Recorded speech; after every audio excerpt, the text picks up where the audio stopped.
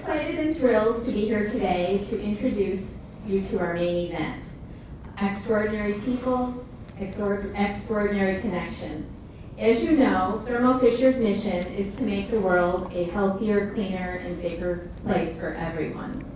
We invite you to listen to the personal stories of a son and his mother who have navigated life after he was diagnosed with a debilitating neurological disorder nearly 15 years ago.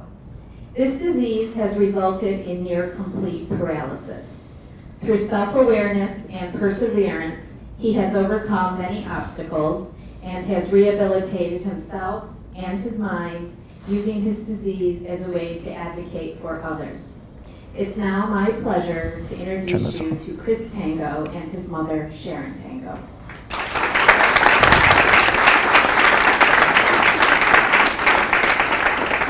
Hi.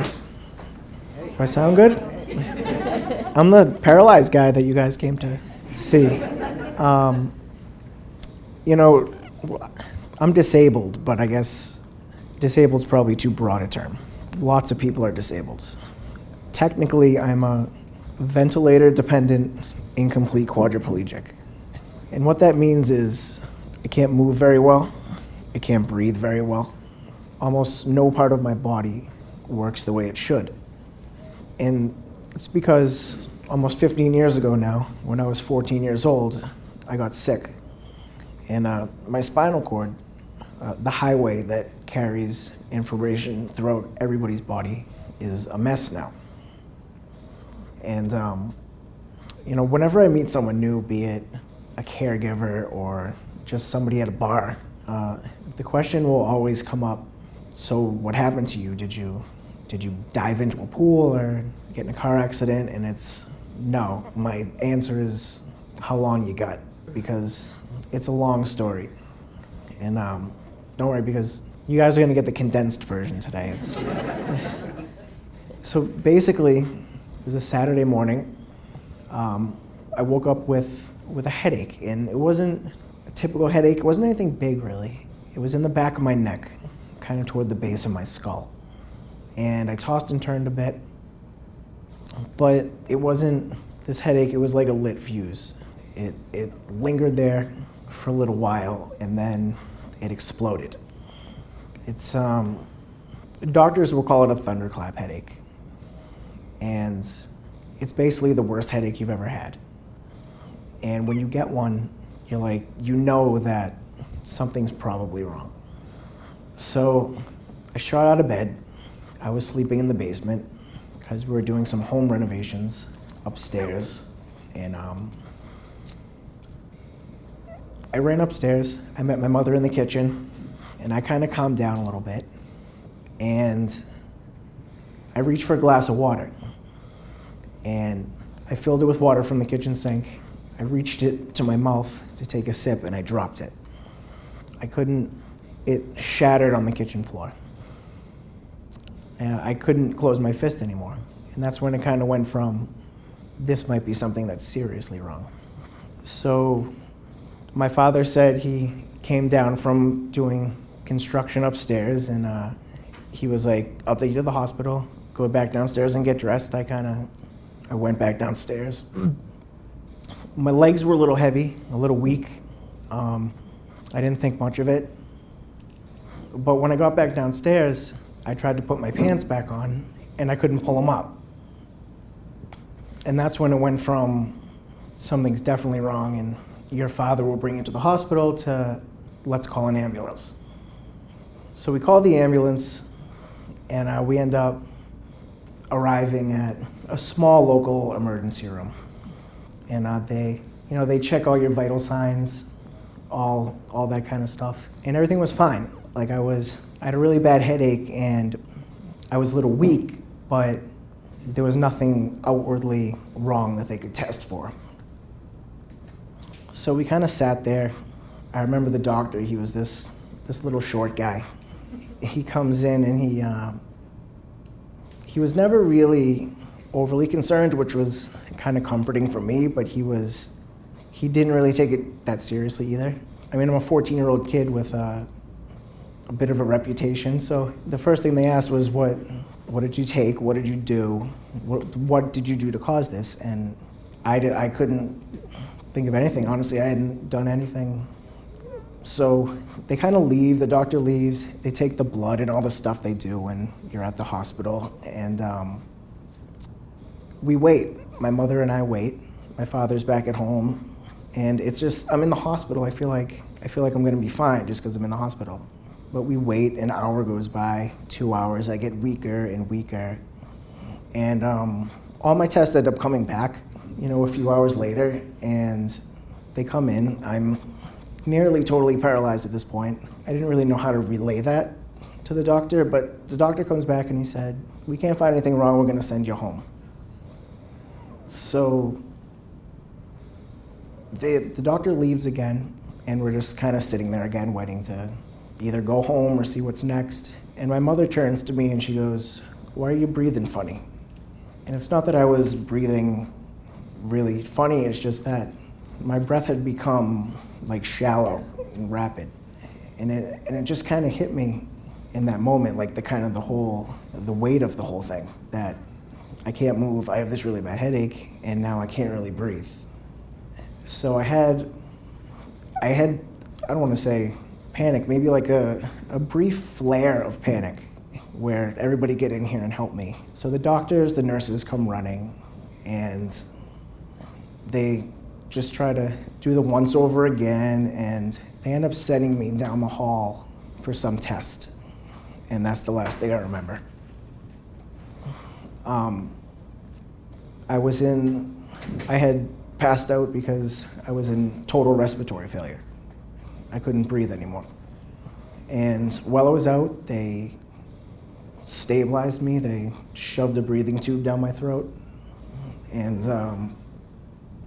did the best they could. They called a helicopter, sent me to Children's Hospital in Boston. And that was it. That's all I remember. I got kind of quiet in here when I said that.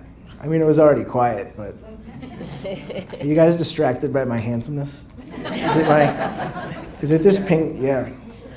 This pink blazer is pretty nice, I know. But anyway, so I've never been huge on preparation. And maybe it's because, I'm lazy and I'm really lazy. But it's just in my experience, as you just heard, you can't prepare for life.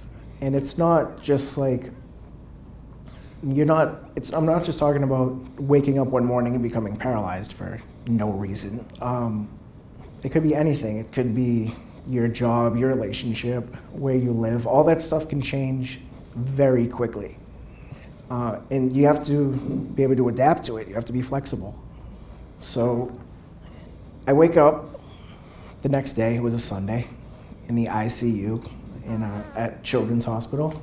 And I'm in this like Ebola style plastic tent, and I have a breathing tube in my mouth, and I'm totally paralyzed, and I can move my neck just a little bit, and I look over and I see my parents, and they're talking to a priest. So I was like, oh great, I must be dying now. So I'm in this, trapped in like this panic that I can't communicate because I can't talk, but somehow this doctor comes over. She's dressed in like a gown and gloves and mask, just in case I have some weird contagious disease. And I was like, I had to mouth the words because I couldn't talk, and I was like, so am I gonna die? And she said no. And that's how, the way I adapted was I just let go. I was like, I can't do anything right now. I can only lay in this bed. You put everything into the doctor's hands, and that was that. So my parents and I, we sat around. I was in that ICU for 6 weeks. We kind of just sat around, waited. I went through every test, every treatment, some of them with brutal side effects, and we just waited. And it was just all in the doctor's hands, and every test would come back negative, and everything would be inconclusive. And there were no answers, and there was no magic pill you could take to get better. So eventually, things started to turn a little bit. It was maybe 3 weeks in, maybe 4 weeks in, I started getting a little bit better.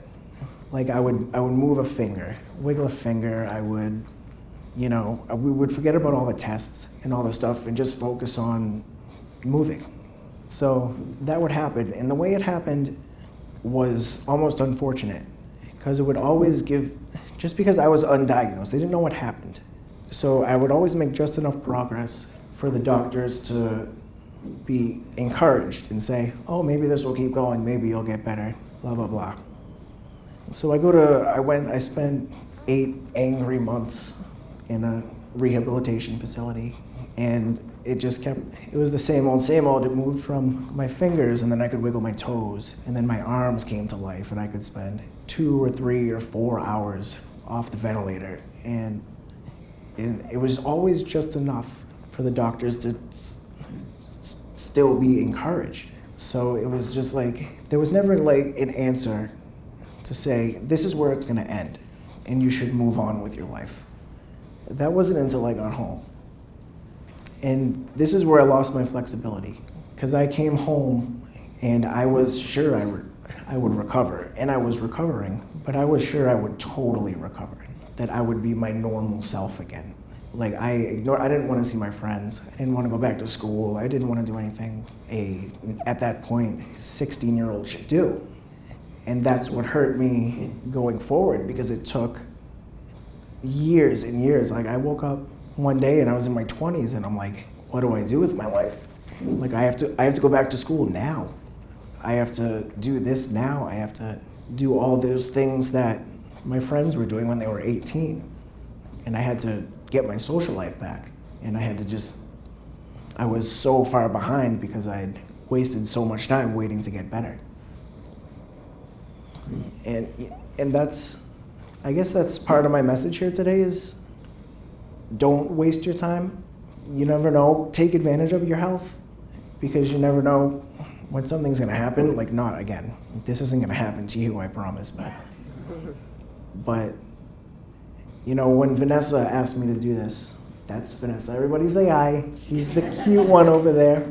When she asked me to do this, I was like, sure, I can come and tell my story for a few minutes. I guess that's interesting enough.